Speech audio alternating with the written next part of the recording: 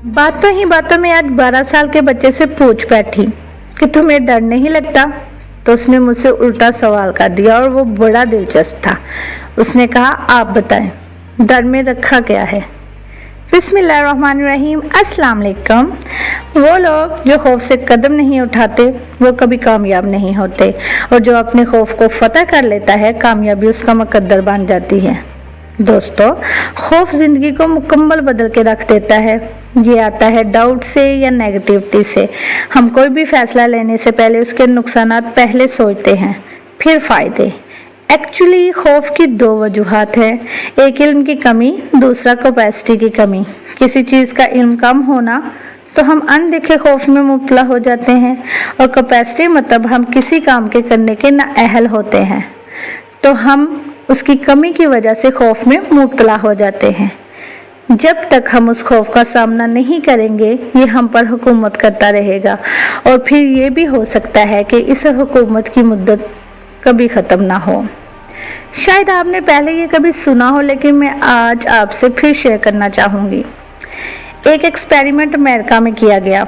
ये एक्सपेरिमेंट एक ग्रासशिपर जिसे हम टिड्डा कहते हैं उस पर किया गया। ये टिड्डा 5 मीटर की जंप लगाता है।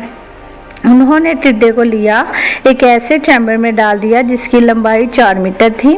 उन्होंने कुछ दिन टिड्डे को उसमें रखा, फिर निकाला तो वो 5 मीटर की जंप लगाना भूल गया था और वो अब सिर्फ 4 मीटर की जंप लगाता था। उन्होंने दोबारा ग्रासशिपर को 3 मीटर की लंबाई वाले बॉक्स में रखा और कुछ दिन बाद निकाला तो वो जो 5 मीटर की जंप लगाता था वो 5 नहीं, 4 नहीं, बल्कि सिर्फ 3 मीटर की जंप लगाता है। इसी तरह फिर 2, फिर 1, और फिर आखिर में उन्होंने उस टिड्डे को माचिस की डिब्बी में रखा और फिर कुछ दिन बाद निकाला तो वह हैरान रह गए कि 5 मीटर की जंप लगाने वाला अब सिर्फ अपनी जगह से वाइब्रेट करता है। तो दोस्तों, खौफ के तारे सिर्फ हमारी सोचों पे लगे होते हैं। अगर गंदम बोने वाले किसान कभी रिस्क ना लेते तो आज दुनिया में कोई रोटी ना खा रहा होता।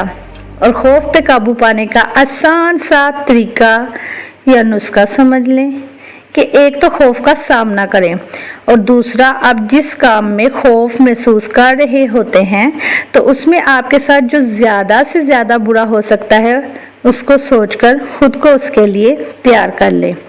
इससे भी खौफ कम हो जाता है। जज़ाकल्लाह।